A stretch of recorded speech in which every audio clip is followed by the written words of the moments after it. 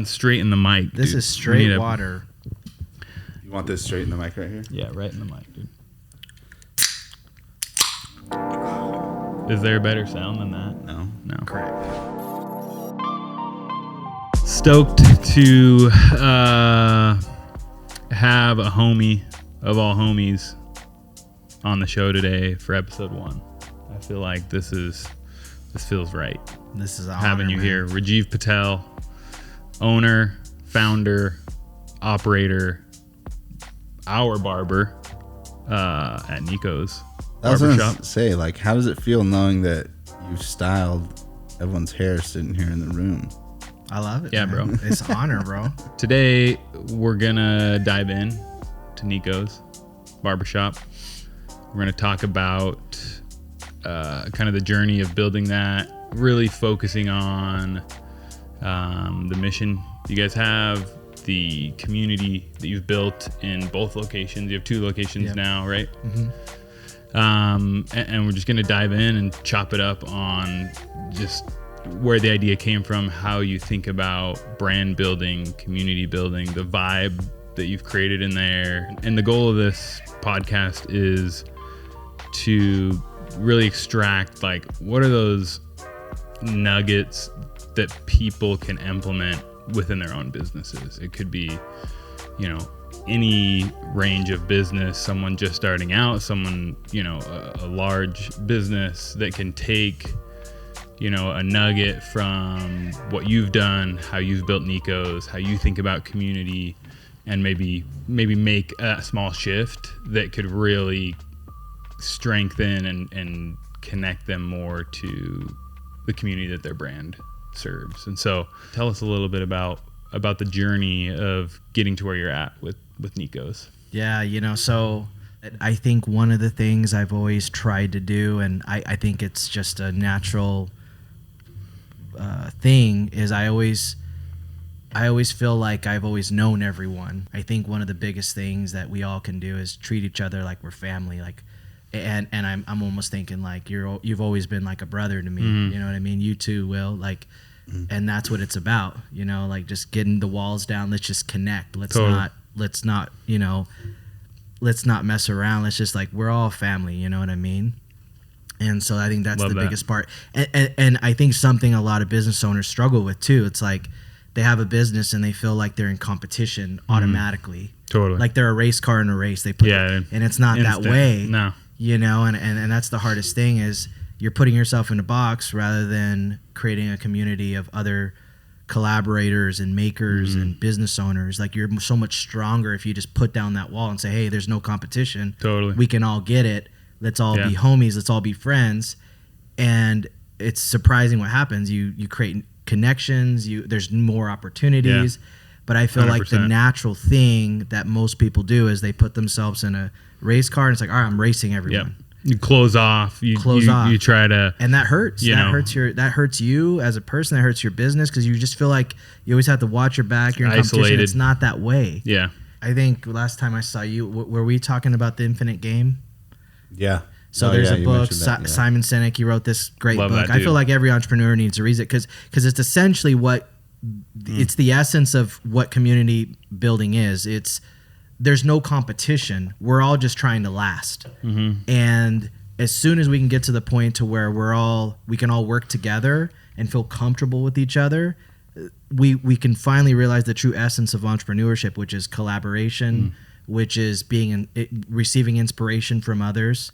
And I think I really learned that from you, Sean. Like, honestly, I'm putting it back on you. Like, I really learned that from you, because you've always been an entrepreneur, but you've done it in a way to collaborate with others. And so you've inspired me in a lot of ways, Thanks, the way bro. you've done, and you've inspired a lot of other people to say, like, hey, we don't need to stay in our lanes. We can just all be together and do this. We can all win. For sure. And so this book, Infinite Game, if you're listening and you want a really good book on community building, I think this is a great one, because it talks about the idea of getting out of this so-called race, this finite race, which a finite race is based off of rules. There's an end. Yeah. And whoever crosses first wins. Yeah, totally. And nobody wins. You know, we're all just trying to last. And so the best thing we can do is find what he calls worthy rivals. Or worthy, you know, so that means finding someone that is doing something really well, collaborating with them and learning, and having them push you to be better as opposed to competing. Going back to your question, because I kind of went off on a tangent, you know, I've always been entrepreneurial myself. Like even in like elementary school, I was hustling. You know, I'd go and steal like the chromies off of the wheels. Oh yeah, dude. And then I'd sell them to the homies at school so they could put them on their bikes. Yeah, dude. So we would like, I had a little my first company was Chromies and Co. Dang, so we bro. take the chromies, Okay, dude. Yeah, for sure. Nice. So, anyways, I was always just entrepreneurial, and then I think you kind of mentioned this a little bit ago. Is I grew up a musician. Left home when I was about 16 years old. Didn't finish high school. Hit the road, and I thought that was the end. I thought I was just going to be. That was your life. My life, yeah. I loved it. I loved creating everything. How did that music career and that translate into Nico's, and where did the idea of Nico's come from? Personally, I love the branding, the style, the vibe. Like, it resonates with me, even if you weren't a homie. Like, I like the overall aesthetic is super dialed. But how did you get to that point? What did you draw from, you know, through your experience, and how did you come up with the name? How did you come up with the mission and the overall kind of brand identity that you've created? We had seen barbershops in LA, New York, Chicago, like really sick spots. And I'd come here to the Valley and there was nothing. It was all kind of the same, which isn't bad, but there was nothing that like I felt like a really cool personality with, a good vibe with. And it just came together, and we just started. I remember when we signed the lease at our first location in Gilbert, I didn't know a barber. I didn't really know how it was going to set up. And I remember like even my broker was like, "Do you have a logo?" And I was like, "No." He's like, "Well, you need to make a logo so we look legit." So Chelsea, my wife, she's a great graphic designer. She made the logo up, and we were like, we need a name. And my son Nico was just a baby. And he was just on our island, and we were like, "What about Nico's?" And I put it in the Arizona Corp Commission to check. It was available.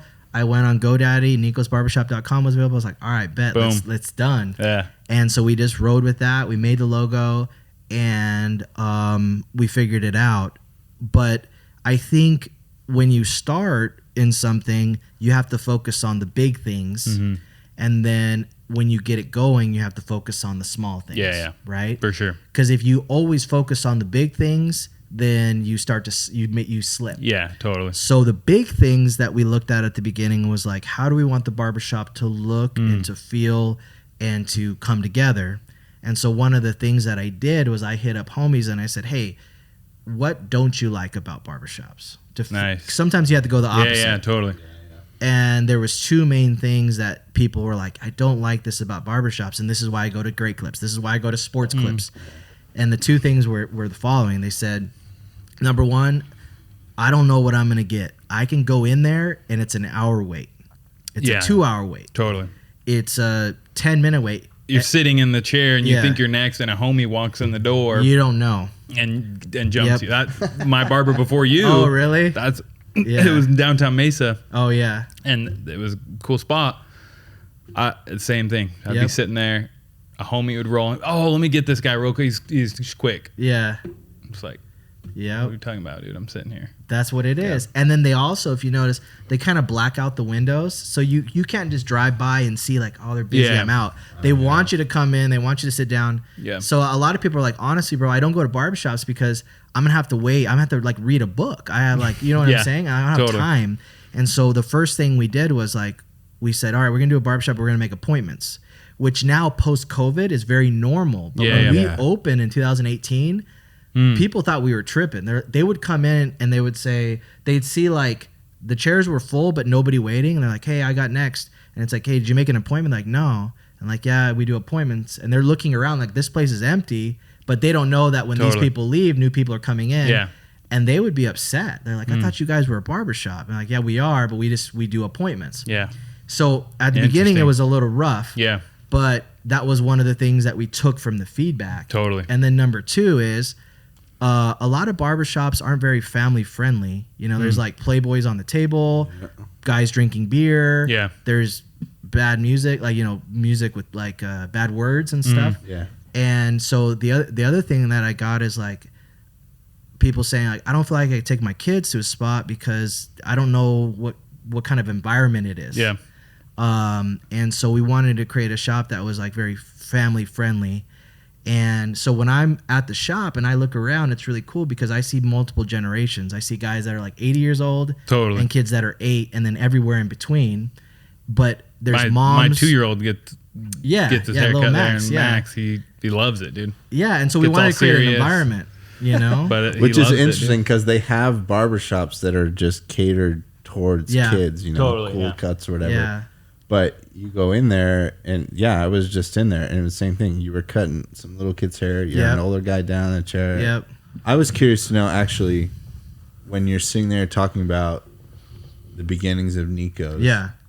Was the one haircut, because you guys do something cool over there at the shop where for every haircut you donate a meal to the organization? Feed My Starving Children. My Starving Children. Yeah. Was that at the very beginning like, this is something that we're going to do? We're going to cut hair, but we're also going to benefit kids and provide meals for people? Absolutely. So when we were looking at kind of, you know, the structure of the business and what we call like the big things, right? Mm-hmm. Like, okay, obviously we want to have a barbershop. This is the kind of look we want. One of the big things is, I'm a big believer, I call it the 3 Ps. Where when you go in somewhere, you have to clearly define the business's their 3 Ps. And most businesses have 1, 2, or none. And so I focus in on this. So the 3 Ps are purpose. Like there has to be a purpose for the business. Yeah. And it goes beyond just, we sell tires, we sell wallets, we sell furniture. It's like, okay, that's what you do, but what's your purpose behind it? And so I feel that it's almost irresponsible to have a business and not give back in some type of way, either to the community or to the world. And so that's the first P. The second P is personality. Going back to music, you can put on Hendrix, Clapton, John Mayer, you know, any huge guitar player, famous guitar player, and you can ISO their guitar, and after 2 or 3 notes, you can say, "That's John Mayer." That's because they're playing the same notes, but they have a personality the way they do it. Yeah, flavor, you know what I'm talking about? Yeah, they got their flavor, man. Yeah.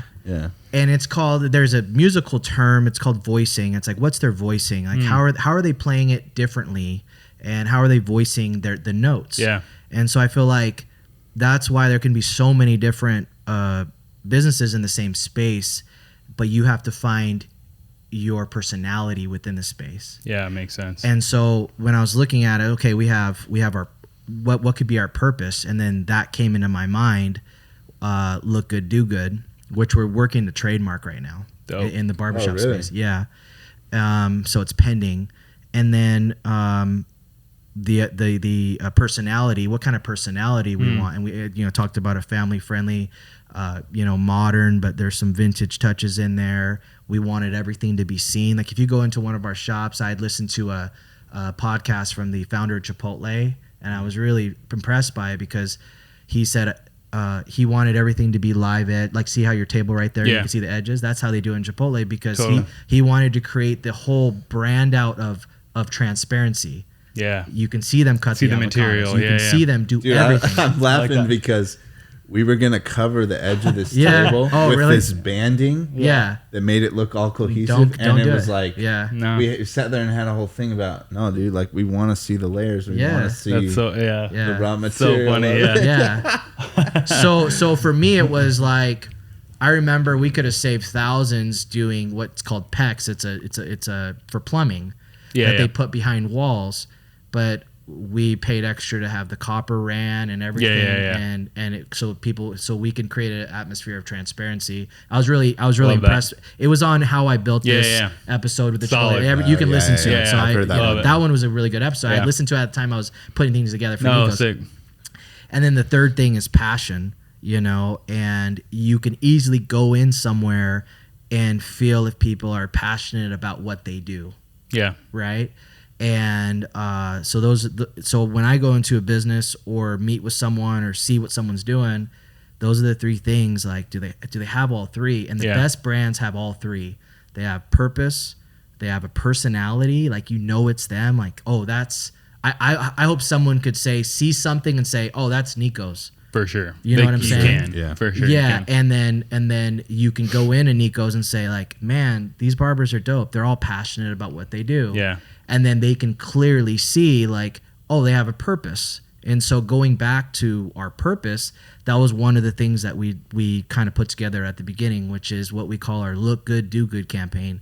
Every haircut we do, we donate a meal to feed my starving children.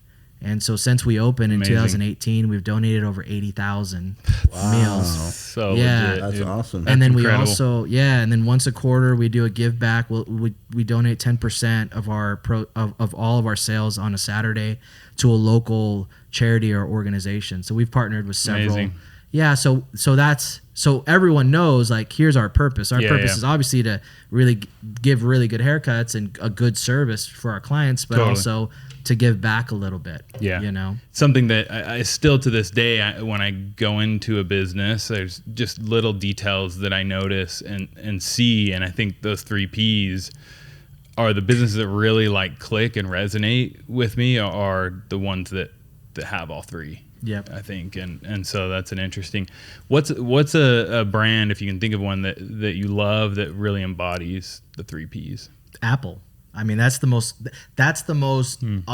obvious one. Yeah. But let's break it down. What their purpose is, what they're doing. You can go into an Apple store or see anything that looks like an Apple store. You can say, oh, that looks like an Apple store. You see that? Like, Apple Store was an experience, man. I wanted to go in the store, even though I didn't want to buy it. I just wanted to go experience the Apple Store because it was like futuristic. It was like so clean. Even still, you drive by and those glass windows and the clean lines. It's like, obviously I'm very attracted to just the clean, simple lines, and it's like, man, every time I'm just like, I drive past an Apple store, I'm like, do I need something? Do I need to go in there for anything? I just want to go hang out in there. Yeah, just the packaging, just everything. You know, I think if you look at the 3 Ps, their purpose. It has a personality. If you see something, oh, that looks like an Apple product. That looks like this. And you see imitators too. Totally. Like, you'll get stuff from Amazon or whatever, and I'm like, oh, this looks like Apple, and it's not. Because people are trying to piggyback off the personality. Yeah. And then the employees are so passionate. You know what I'm saying? They love what they do. Yeah. And they're so interested and they're happy. You could just feel the vibe. There's a good vibe. Yeah, I love that. You know what I'm saying? Totally. Nobody's like, oh, I got to clock in. Like, oh, I'm working 9 to 5. Dang. Everyone's like stoked. They're locked in. Yeah. They're jazzed. Right? Because they're stoked to be a part of it. And they're locked in. Yeah. I've never had an experience with an Apple employee that was negative. It's always been really upbeat and positive because they like where they work. They enjoy what they're doing. Totally. You know what I mean? Yeah.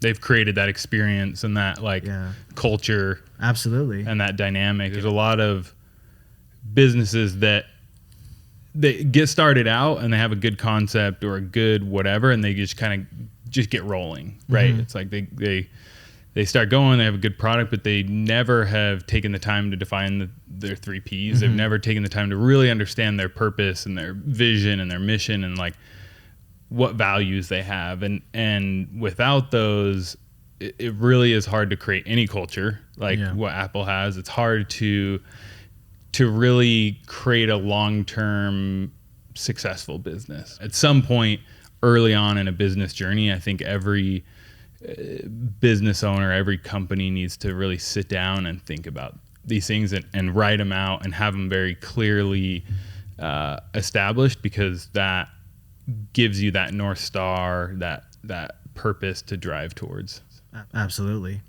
And so Apple's an obvious example. Let me give you a local example, like a more micro example, smaller, is Worth Takeaway here in Mesa. Yeah. Oh, yeah. You can clearly go in there and you can see the 3 Ps. Yeah. You know what I mean? You know what their purpose is. You could see that they're passionate about the food. They're constantly doing new things, and they have a personality. Totally. And so you can see that. And so that's why people will drive and pay $15 for a sandwich. Yeah.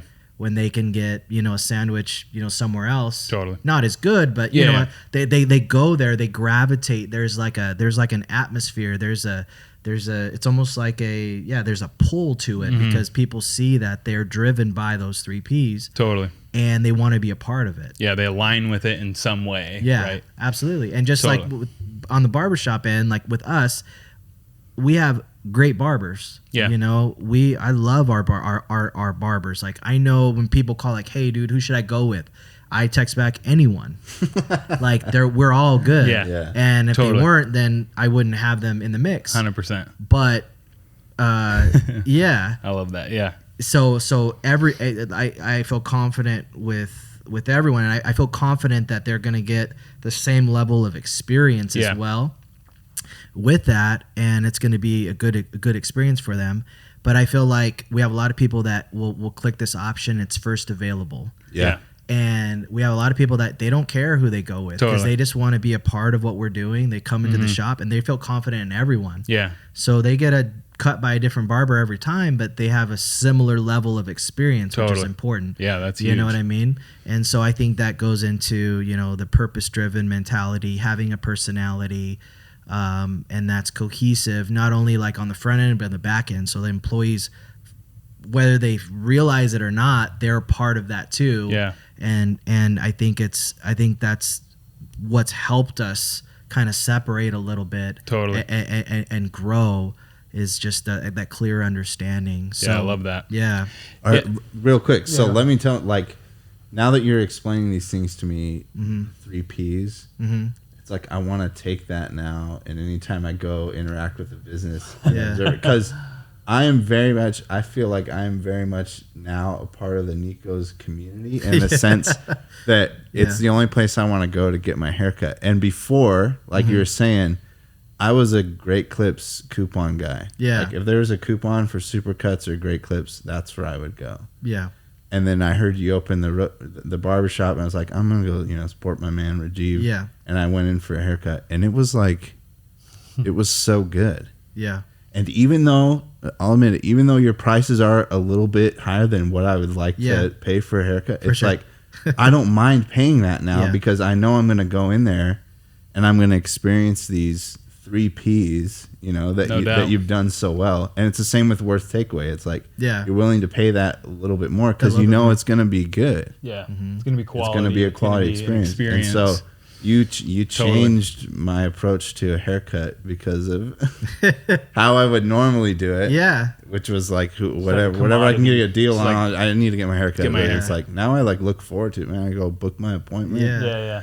And I do it. It's like I usually just pick whoever because I know it's gonna be a good haircut. Yeah, I think what business owners don't think about sometimes is how smart the consumer is. Totally. And they're smart in a way to where they want to have a good experience when they're interacting with your business. And they don't think about the money. They don't think about the cost. They think about the value. Yeah. Like, this is a valuable experience for me. Like, I can go somewhere, everyone's stoked. I feel like a really good energy here. The food is quality. The people that are making it are passionate about this.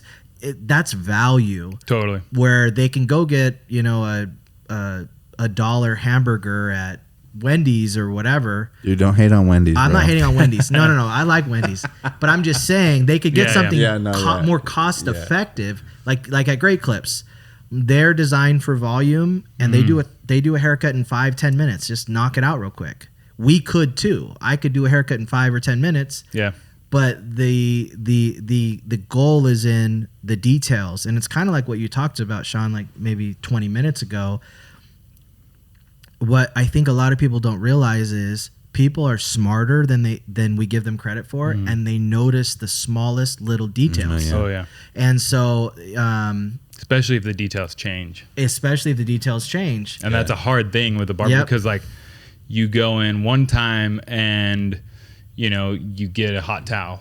Yeah. And the next time you don't. Yeah. Right. Or things that like, you know, and so you gotta make those decisions. And I know you've early on you kind of played with different, you know, what is that experience gonna be like? And you made those decisions, and now you have a set, you know, that experience, right? And there's a book, I can't remember, it might even be a Simon Sinek book, but it talks about, and I think it gives even like a barbershop or salon example of like how cued in we are on our expectations once they're set.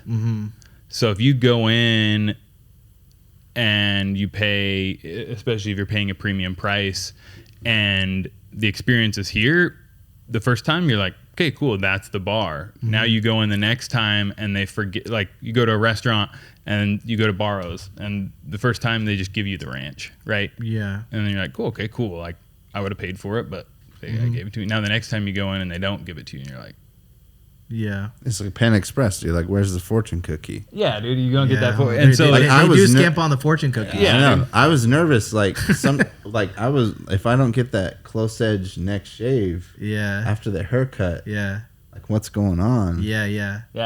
You know, the importance of, like kind of what we talked about at the beginning, like when you start a business, you focus on the big thing. What's our purpose? What's going to be our personality? But as you start and get going, you have to put your head down and focus on the details. Totally. So there's that movie Catch Me If You Can. Yeah. Where he has this experience with Frank Abagnale in the hotel room. He caught him finally, and he says something to the effect of like, how did you do it? Like, how did you do all this? How did you become a pilot and forge these checks and do whatever you wanted to do? And he gave the example of the Yankees, and he said, basically said, why do you think people love the Yankees? And he said, well, they have, Babe Ruth, Mickey Mantle, they have all this history. I can't remember exactly. Yeah. We'll have to go back and watch it.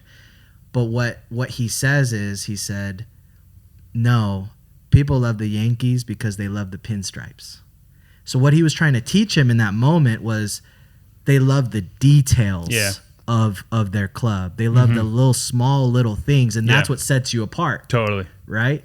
And I think once you get going, like you open your doors or you open your e-commerce site or whatever, you have to immediately focus on the smallest little things and stay consistent and true to those, because that's what sets you apart. For instance, with us, someone can get a haircut, they can get the same haircut at hundreds of other places. Totally. But our little pinstripes are, we do the neck shave, we do a hot towel after every haircut. We have stuff for the kids. There's drinks. There's cold drinks. Those are just little details. Yeah. So someone's driving and it's like, I'm going to pay $10 more at Nico's or $5 more than X, Y, or Z. It's like they have the pinstripes. Why do I drive past 17 gas stations to go to QT? QT is a good example. Exactly. I know why. Because they say hello when you walk in the door. They say hello. It's the smallest little things. They can get a line of 15 people out of that place faster than any other gas station can get one person out of that. It's all the details. Everyone do this. Today, when you have 5 minutes, go buy a drink at Circle K. Yeah. Literally. And then get in your car and then go to the nearest QT. Shoes don't fall off from being stuck to the floor. For sure. Well, as you're walking in and walking out. Experience the two side by side, and you're gonna get. Let's go get some beverages. Yeah, you're gonna get your drink and you're gonna pay for it. It's gonna be the same price, whatever. I'm not saying that. Yep. But write down the details that you see between these two little tiny experiences, and you'll see. Yeah. They're going to say hi. You could tell they're grinding to get you out as quick as possible. They know you're busy. They know you're on a quick break. And you could see, come over here. Okay, I'll take you over here. I'll take you over. They're getting you quick. 100%. And it's clean. Yep. They have a good selection. It's laid out nice. Yeah. they're constantly tweaking that layout too. Yes, they are. Every 6 months, I feel like they're like, let's turn the thing this way. This is like they're. That's a pinstripe. Yeah, so what are so could you make it the 4 Ps? You could the pinstripe. You're expanding it now. 4 Ps. Yeah. I'm gonna go trademark that. Go trade the 4 Ps, dude. Talk to us a little bit about Honey House. One of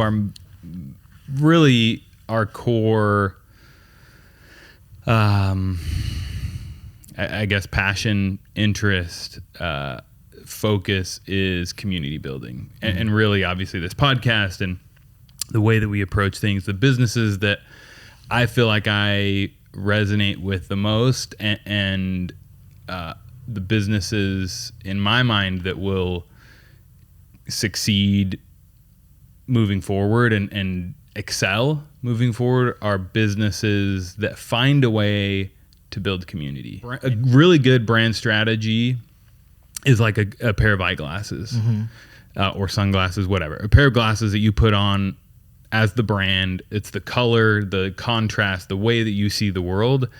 And as a brand, your job isn't to convince people that are already wearing a set of glasses that aren't the same color to put yours on. It's to find other people that are wearing the same glasses or similar that are really the most aligned with what you have, right? So someone that likes to go to the barbershop just to kick it for 2 hours and shoot the shit and talk and that's their community experience, like they're not going to come to Nico's, right? And that's okay. Yeah. But for you, how do you think about community? You've really nailed and dialed the brand side of things and some core community things, but what are some challenging things for you, or how do you think about community building? Outside of just once I'm there and that experience. Yeah. That's a good question. And I think about it a lot too. And I think that's one of the traps I think most businesses fall into. Not that it kills them, but it's something that they get stuck in where, we talked about how connected we are. Like we're talking right now and we're going to get this out and like people are going to listen to it and they'll be connected. And I won't ever know that they heard something. Totally. We're more connected than we realize. Totally. But what that does is it creates little pockets of groups that we don't interact with each other because of, I feel like I'm connected, but I'm here, you're here. So if you look at it like Facebook, there's Facebook groups. Like I have different groups I'm a part of, with my church, we have a cabin up north, we have our Facebook group up there. And so I feel like emotionally and mentally we put ourselves in groups. Yeah. And it's because we're so connected. It's very strange, right? And in business, I feel like innately we do that. And so like, this is my niche, this is my customer, this is, it's like, there's all these books that you can go to the library and rent right now. It's find your customer, pick your niche. But I feel like it's more than that. And we have to think bigger than that when that's where community building comes in. So the best brands are able to take people from all different perspectives and different walks of life and include them and bring them in. Yeah. And so I would just say one of the challenges, your question, what are the challenges with community building? What are the things that we go through? I think one of the things we go through is clearing our mind out from finding the perfect customer or our customer. Yeah. We have to look at it and say, everyone, we have a place for everyone, and we could think bigger. Yeah. And that really goes into any business's purpose. So for instance, I'll give you another example. Keep Nature Wild. You guys did an amazing job. Do an amazing job. So you formed this, you started by selling stickers and shirts, hats, got into other apparel. Yep. You would do these cleanups and pick up trash, which is amazing. But then you form this Wild Keepers. Yeah. And these guys go out and they're stoked to pick up trash. Totally. But all those people think different. They have different jobs. Oh, yeah. They do different things, but they align in your purpose. 100%. Right? Totally. And so that, I think that's a great example, and that's why it's so important for a business to find their purpose, because and something that gives back, because then you can bring in so many different types of people. I think into your business. Such a good, because especially in the outdoors, that you have such a spectrum from, even political spectrum of far right to far left. Like the outdoors is like, you've got the hardcore hunter outdoors person, and then you've got the sustainability, Greenpeace outdoor person, and then you have the whole spectrum in between, and it is, I think, aligning. There's that core purpose of people love to enjoy the outdoors. So how do we connect on that, and how do we do it from a position of positivity, which is always what we tried to do.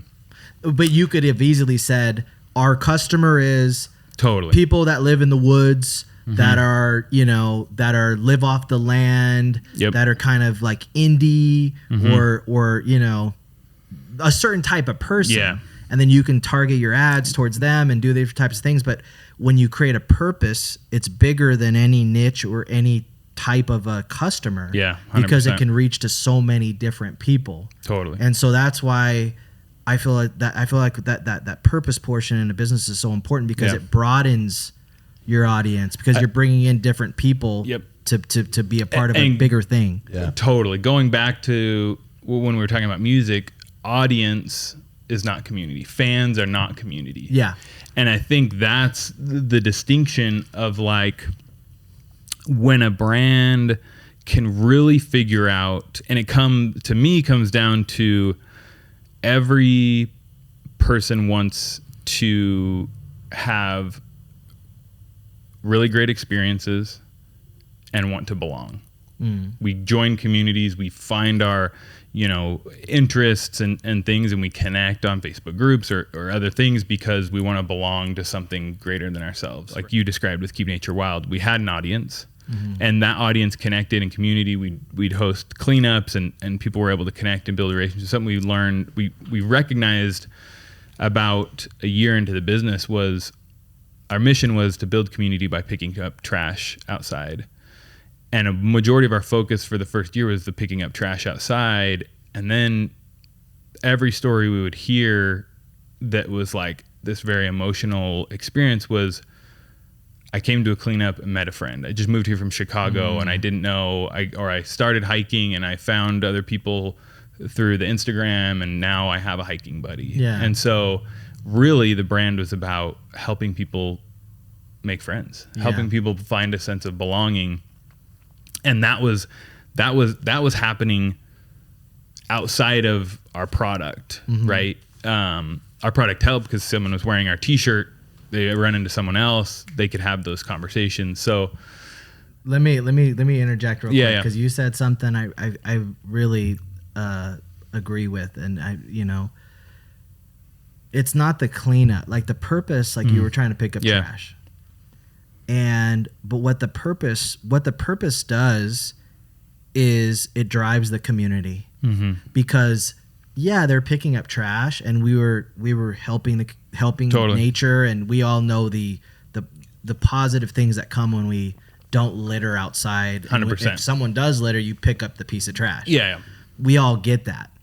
But what the purpose did is it helped build your community, because people met at the cleanups. Right? Totally. And that's what business is supposed to do. Yeah. Like we think about, like, the old way of business is Main Street, right? We always say, it's hurting Main Street. We hear this term all the time. But what Main Street is a bunch of businesses that collaborate together and share each other's money. You know what I mean? Like, I'm going to go work at the flour mill, and then I'm going to walk down and buy my milk here. Totally. Go down, you know what I mean? And we're all just what grow essentially together. What economy is it's us working and helping each other out by trading money. Totally. And that's what business is too. It's we have to help each other out by trading ideas and different things, but the purpose drives that in no other, in the way that no other thing can.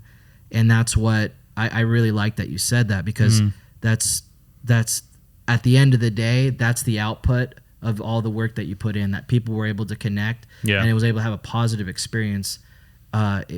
in people's lives. Totally. You know what I'm saying? Yeah.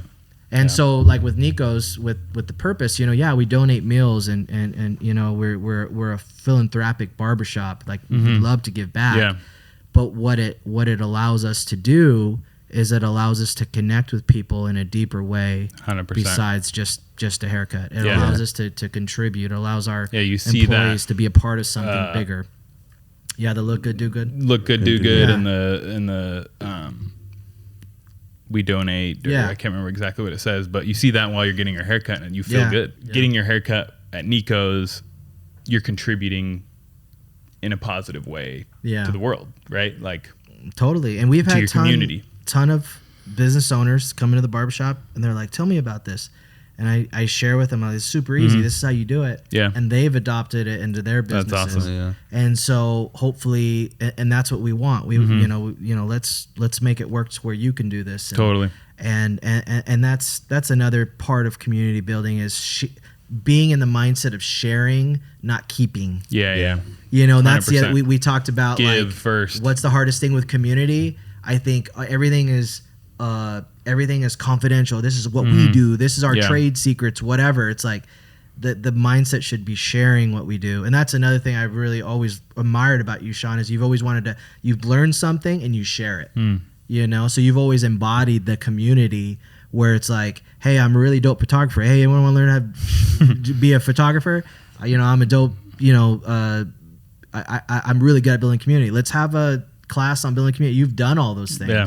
And so I think that's the true essence of community is being in the mindset of sharing, not keeping. Yeah, giving first without expectation. Absolutely. I think is such a big piece of that, where it's just people recognize real value, and when you can give without expecting anything in return, I think that's where it's just like building relationships and friendships. It's like, if every time we talk or whatever, it's to get something out of you or vice versa, it's like, that's not a friendship. That's a give and take, and I think, real friendship or brands that do community well, like treat their community like friends. They try to find ways to give before they ask. They try to find ways to create value through experiences, through,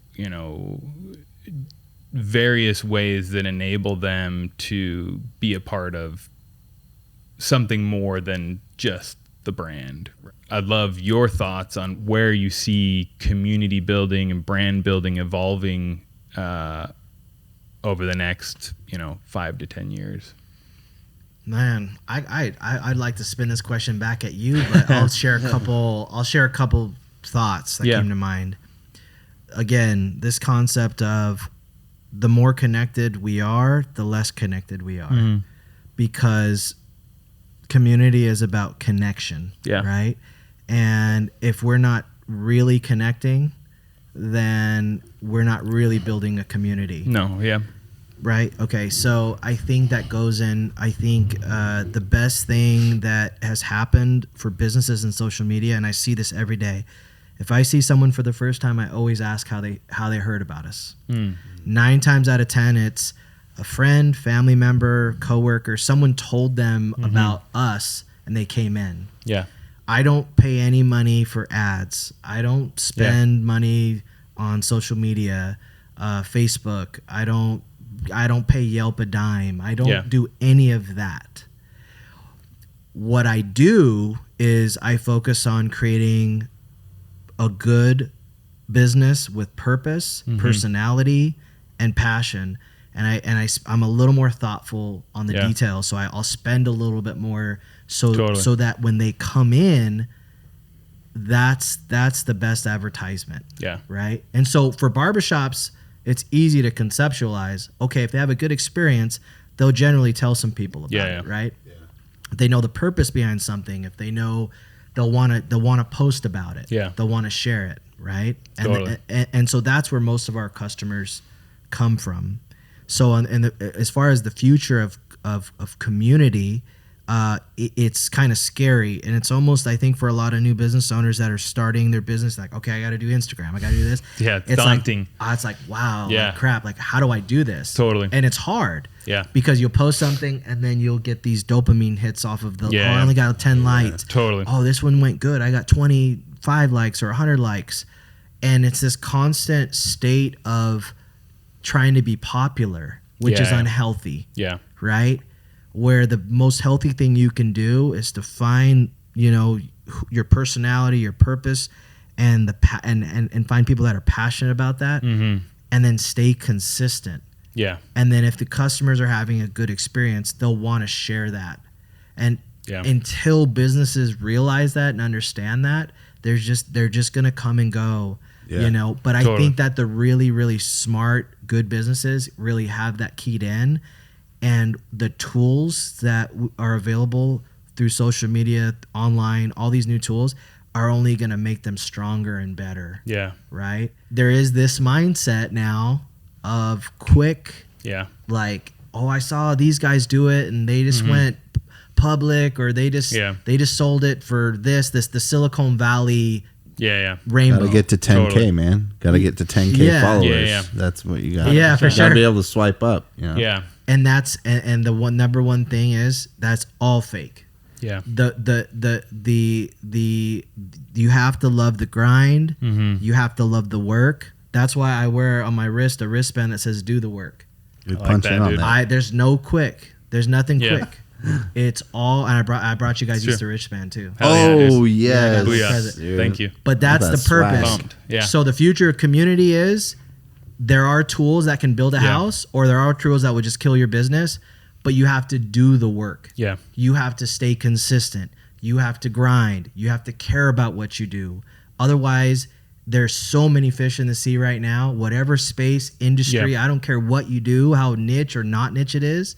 There's so many people out there that will outgrind you. They will outwork you. Totally. They will be that tortoise in the hare. Yeah. They're rolling slow, but they're staying consistent with their passes. They're staying consistent with what they're doing, their mission. Totally. And that hare's thinking he can get it done quick, and it's not going to be that way. Yeah.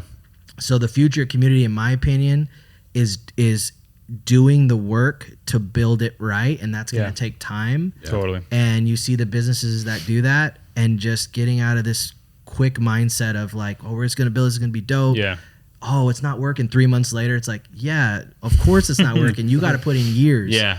You got to put in grind. Like people sometimes they'll it's funny. Like my wife and I laugh about it, like, so you open a barbershop, it's doing good, and like, man, maybe I'll open a barbershop. And it's like, yeah, go ahead. You know how hard I worked at this, bro? Dude. Like, like how 18 hours a day looks like, dude. And just grinding and the anxiety and the stress and the 100%. Worry and the financial investment, and just like, is this the right thing? Totally. And just showing up day in and day out people for just years. See the end product and they're like, oh, that's easy. Yeah, like, oh, he didn't, it's like you weren't even a barber, you didn't know a barber, you opened a barbershop. It's like, I made it harder on myself. Yeah. I like literally put myself in the worst position. Yeah. But I grinded. Yeah. You know what I'm saying? And so you can't cheat that grind. 100%. You have to do the work. Can't cheat and that on grind. The community end, you have to really care about people, give more than you receive. No question. And it's all give, and it's like, let me share. It's that share, give concept, and you work. You work your way. Like if you start a business, you're in a hole. Financially, emotionally, everything's in a hole. And you have to grind to climb out of the hole. And it takes work. Yeah. You know what I'm saying?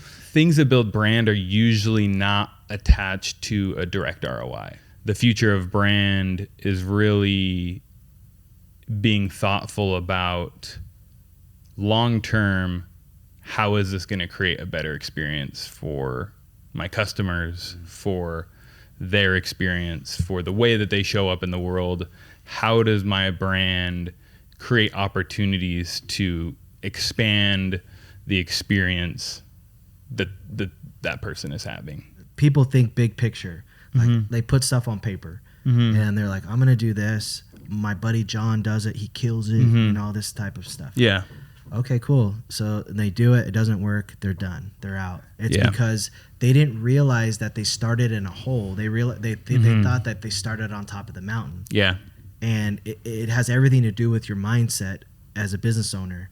Like, I have to work for everything I have. Yeah. Not only within the business, but as a community and working with people. Everyone is so valuable to me. Yeah. Everything is so important to me.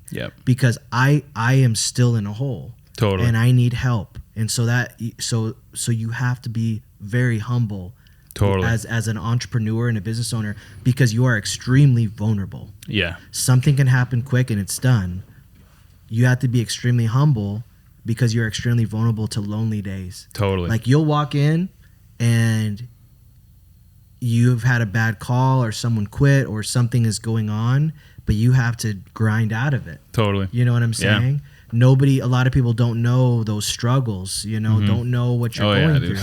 So real. You've been there. Any entrepreneur could be like, yep, I know how that is. I you've been back against the wall. Totally. You felt like it was all done. You couldn't, your stress level was on 10.5. Yeah. Like, you were above. Yeah. Went to 11, man. Yeah. It was, you were one step from like a breakdown. Yeah. And so we've all felt that.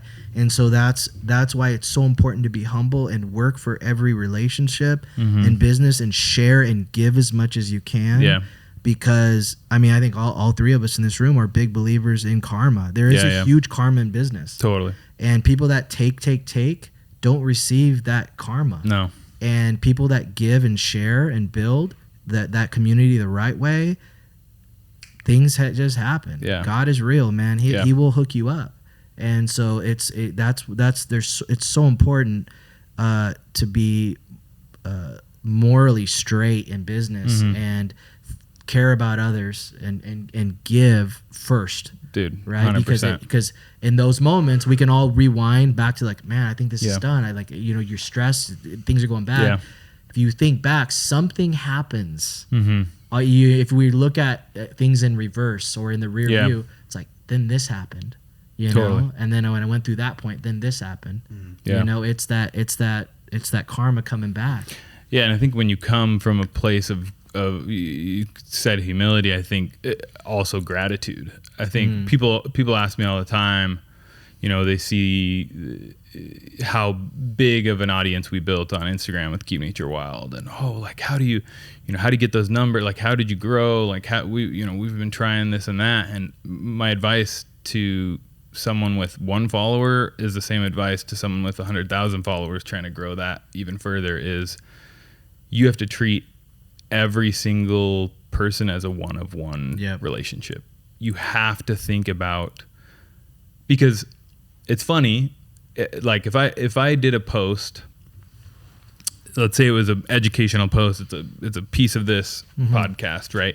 And we throw it up on TikTok, and one person likes and comments like, man, this impacted me. Maybe you're like, man, I'm trying to get like 10,000 likes. I'm trying to go, like, this isn't going to build. It's like one person. Like, but if we were all having the same conversation, and let's say we're having it in a restaurant, and someone walks up and is like, hey, I overheard what you guys are saying, and like, man, that's really cool. Like, and you teach someone in your regular day life, and they enjoy it, and you give some value, like, you feel great for the rest of the day. Yeah, like absolutely. You think about that, like, man, that was cool. Like, I got to share an experience with someone, and I think it impacted them positively. Yeah. Online, we don't think that way. We think so much of like the number. I got to get 100 people to comment. Yeah, or this post didn't get 200 likes. Dang, that's yeah. It's trash. It's trash. So my advice always to people is just like, think about every person as equally important, and build your content, build your strategy around how to provide value to just one person. Absolutely. When I think about community building as a brand, it's more, how do you provide meaningful value outside of the core product that you're selling? Yep. How do you create a place where people have a sense of belonging, where they identify with other people, where they're able to share real life experiences? And as we go more digital, people are going to want more of a really great real world experience. They have to. You know? Yeah. One, I don't know if you guys have heard this TED Talk. It changed my life, this TED Talk. It is The Secret to Happiness. So look it up. It is the longest study of happiness that has ever been done. It is still ongoing. It's crazy. Been over a century. It's a Harvard study. What? There's been 3 directors because it's gone on so long. So it's about 20 minutes. So you could do Google the longest study of human happiness TED Talk. Yeah, changed my life. But I'll share some things about it, and it has a lot to do with what we're discussing. So what they did is they took hundreds of kids that were born in a Boston suburb, and they followed them through their whole life. And what they would do is they would visit with them, I think once or twice a year, and interview them and talk about their lives. So at the beginning, they were little kids, and they went into elementary, and they grew up. And so they would learn about what they were going through. They'd ask different questions, and they would compile all this information. As this group got older, they realized that they all went in different ways, obviously. Yeah. There was one even out of the study that became the president of the United States. I think it was JFK. I think I Googled it. I was researching. I think JFK was part of this Harvard study. Oh, wow. But there was a lot of people that are on, in jail for life for heinous crimes and different things. And there's people in between, people that suffer with, depression, successful business owners, attorneys. There's the range is so vast. And so what they've done is they've looked at, okay, we have all this data, people went so many different ways. What is something in common that people that have happy, fulfilling lives, what's something that they all share? What can we take from this study that makes them happy? And there was one thing that they found. And what they found is that the power of human and positive relationships that we have with each other is what turns happiness. And so what he's sharing is if you want to be happy, you have to have healthy, happy relationships with other people, and that will drive happiness. Here's why it changed me. With the barbershop, it's so important. So I think about it a lot. I need to make sure that they have we have a connection. When I'm cutting their hair, the other barbers, we're connecting with them, right? Because they feel that connection and they will be happy. A lot of people that come in work from home now. Yeah, totally. Depression, anxiety, it's going up. And one of the reasons why is we're connecting in person less and less. I work in my church. I work with the youth a lot. And if I'm counseling one of my youth, generally teenagers, and they're struggling with depression, anxiety, sometimes even suicide, one of the things I really key in on is, what do your relationships look like? Yeah. Are you at home by yourself in your room playing video games all day and all night? And so one of the goals we set is to create healthy relationships outside of the home. Yeah. Friends, groups that they can be involved with. People that they can connect with personally. Totally. And as that happens, that drives out some of those feelings of sadness and depression. It's amazing. Yeah. And so I think that's so important in business. Totally. Where we're going into, you talked about the future community, for happiness sake, we have to stay connected personally and in person. Oh, well, I was just thinking, it's that's why I think we've seen, think about in the last 10 years how much relationships have changed with people connecting online and having these communities online. Yeah. It's really a different thing. But yet, think about the amount of in-person Comic-Con. Oh, yeah. VCon. Yeah. VidCon. Yeah. All these conventions that allow these communities to come together and be in person. They're huge. Massive. Because it's like you were saying, you got to have those relationships still. You have to. And so that's why these big conventions that revolve around the community of online interaction, or they exist and they're huge because people still want to come out and shake the hand. They want to get that hug. They want to look you in the eyes. And it's you need to have that to honestly, it's proven through this study, Harvard study. you have to have that as a component to happiness. You have to have positive human connections. What relationships do or communities do is they give you hope. Totally. You know, and so if you don't have that, you lose hope a little bit. Yeah. You know, you have to have those connections, because we give each other hope. Totally. You know, whether we realize it or not, like, we inspire each other, we give each other hope, and hope helps us through things and helps us create happiness in our lives, you know? Totally. Knowing what you know now and the experience of building the Nico's brand, because it's probably very different than your music career, very different than the alarm company. What are the key ingredients? Yeah, what are those key ingredients that you'd say help build an engaged community brand? Yeah, no, that's a good question. There's a lot. Here's a couple things that come to my mind. I think number one, I think what will always say, just baseline, let's just start thinking through things, is nobody knows what they're doing. Okay, so it's like 100%. 100%. Yeah. Everyone is figuring it out. Podcast is a prime example. Okay, yeah. You guys are the beginning stages of that. 100%. Yeah, I'm at the stages. Every business, you can go from the smallest little business all the way up to Amazon, Apple. We're all just figuring it out. 100%. So I think the first thing you have to realize is, like, it is a constant work in progress.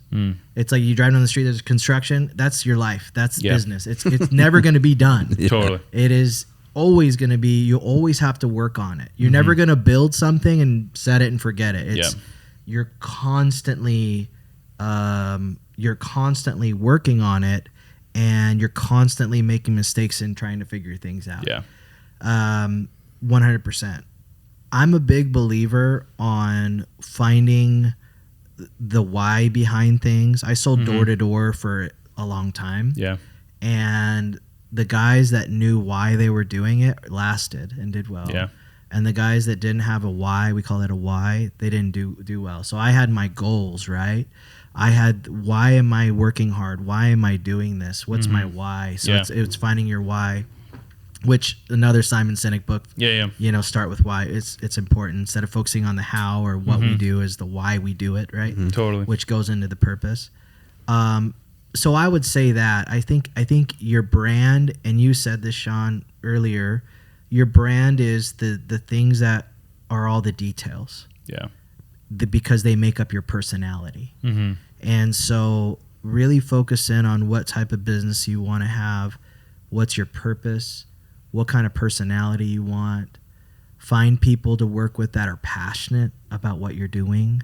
You know, if you're starting a group that, you know, you have a group of founders or people, you know, a core group that you're starting out, or if you have employees, make sure you have passionate employees. You know, with us, we focus on, I don't care how good you can cut hair. Obviously, you have to have a license. I care about if you're humble and you're empathetic. If you have empathy, that means you care about people. You're going to want to provide a good experience. And if you're humble, you are going to be open to learning and critique. Yeah. And, hey, I wasn't happy with this. Okay, how can I make this better? Because you have humility. You can say, how can I improve? Yeah. Right? So, you know, skills or whatever is down the line. But if they're humble and empathetic, they will grow, and they will provide a good experience to customers. I love that, what you just said about that, because that's big. That's big. Yeah, and that needs to be a part of your brand. So for us, it is. You know, we really, when I sit down with someone, I'll like, okay, can I feel these things? And nobody's 100%. We're all we all fall short, right? Totally. But can I put them into the category of someone who's humble and someone who has empathy? If I can say yes, okay, you can fit into what we're doing. Totally. But then I'll have super talented people reach out like, hey, I'd like to come work here, and I'll meet with them. I don't feel like they already know it all. They're too good. I don't want to make it about them. It's not, even though I'd love to have them in the mix, it's just not going to work out long term. Totally. So vibes are so important. But I think the beginnings of building a brand, a culture, a community is figuring out your purpose, figuring out your why. Yeah. That goes beyond how or what you do. Totally. I think, you know, we do these like brand strategy sessions where we whiteboard out kind of the always, sometimes, and never words that we are as a brand. But the more you build that out, the more you give personality to your brand, the more you say who you are and who you aren't, the more you define the strategy of what the brand stands for and how you're going to show up in the world and how you're going to present yourself, the more you can make those difficult decisions. And I think that's, to me, something that a lot of businesses never really take the time to think about that. And it changes too. So it can evolve. It evolves. Totally. It should evolve. You know how I think about it, bro? I think I have 3 examples of a car, like business, right? The first example is business leaders and founders and entrepreneurs think that they're the engine. And that's not what it is. And someone told me this once. He's like, what, if you were a part of a car, what part are you? And I was like, well, I'm the engine. I have to make sure things are running. I said, it was obvious. And he said, what if I told you you're not the engine? And I said, okay, like, what am I? He's like, you're the shocks, because your job is to make everything smoother, to make the ride smoother. And I never forgot that. And so even the littlest things will happen. It's like, my job is to make today smoother for this person or this shop or this group. Yeah. The second thing I'll say is when you start out and conceptualize a business, like your core values, your community, your branding, it can change in a year, and that's okay. Yeah, totally. It's like a tire alignment. Like we get tire alignments, and what happens is we drive on these roads and there's potholes and it's uneven, and we'll hit speed bumps and all this, and over time our alignment goes off, our suspension is off, and so we go get these tire alignments. Otherwise, our tires wear down unevenly. Yeah. Right, and so it prolongs the life, and so you have to have tire alignments. You have to look and say, okay, how are things aligning right now, and that can change your branding strategy. That can change. But it's staying focused on how are my tires wearing right now. Oh, this one's kind of bald right here. Okay, and we need to switch some things up. Yeah. The third thing is it's like driving in a foggy day. You can't see the end. Yeah. Like right now, people ask, like, where are you going to be in 5 years? Like, what's your goal? It's like, I don't know, because I don't know what I'm doing. Like, honestly, totally. I can see a few feet in front of me, and I know it's daytime, but I won't see 8 feet in front of me until I get 4 feet in front of me. Yeah. But as soon as I get to that point, I will see another 4 feet. Does that make sense? Yeah. And so you have to keep going, keep grinding on stuff sometimes. Yeah. Like, it's not always going to be a clear day. You're going to hit an overpass and it's going to be all foggy.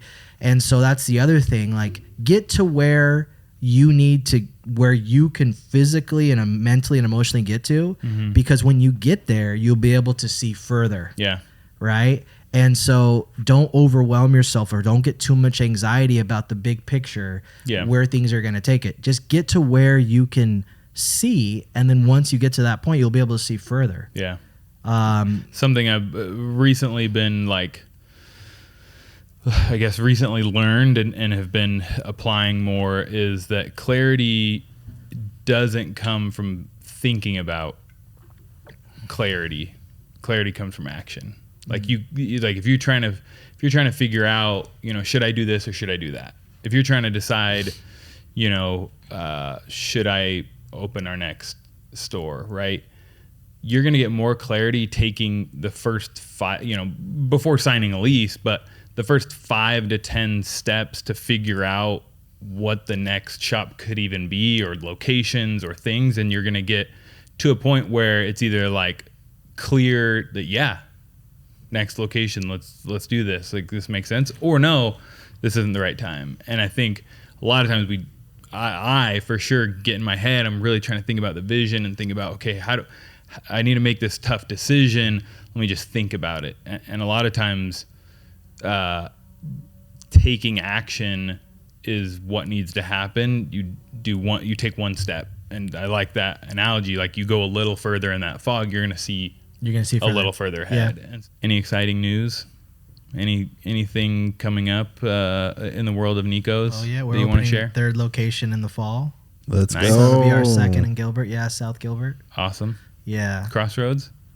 Greenfield and Warner. Dope. So it's that's a good example. Like, I don't know what I'm doing, I hope it works. You know what I'm saying? Totally. Yeah.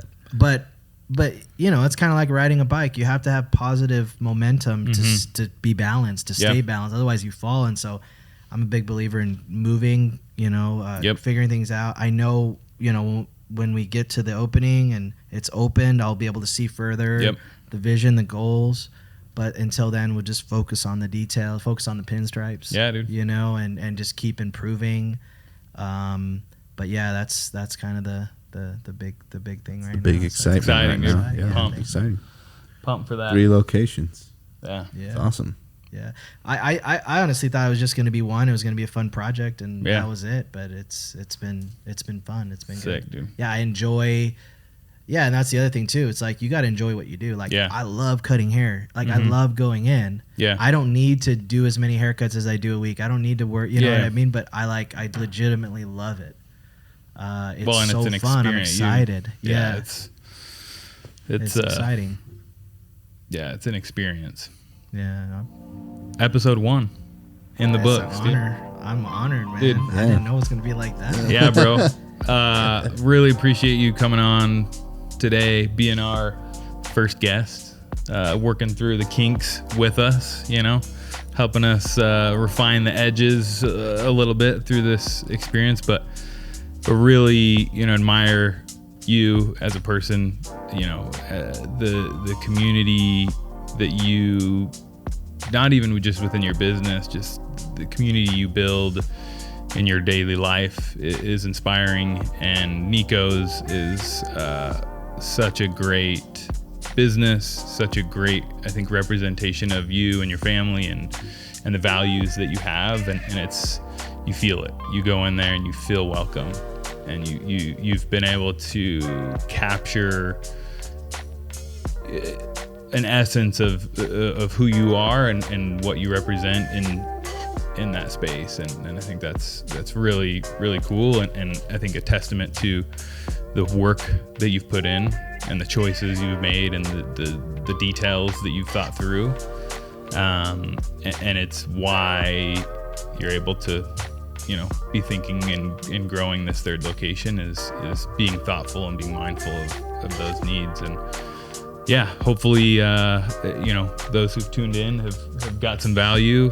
Again, this is episode 1. We're going to be interviewing, business owners and people talking about brand, talking about community, and also just chopping it up about life and good stuff. So please tune in, give us feedback, comments as we continue to figure out how this works and where we belong in this podcast content space. But we hope to bring a lot of value, and hopefully I'm sure I got a lot of value out of this conversation, so I'm sure a lot of people will. We're gonna bring you back on for episode 100. Yeah, you have to be, and see where you're at now. When you open your 10th location, dog. 10th location, let's go. Thanks, guys. Yeah, bro. Thanks for being here with us.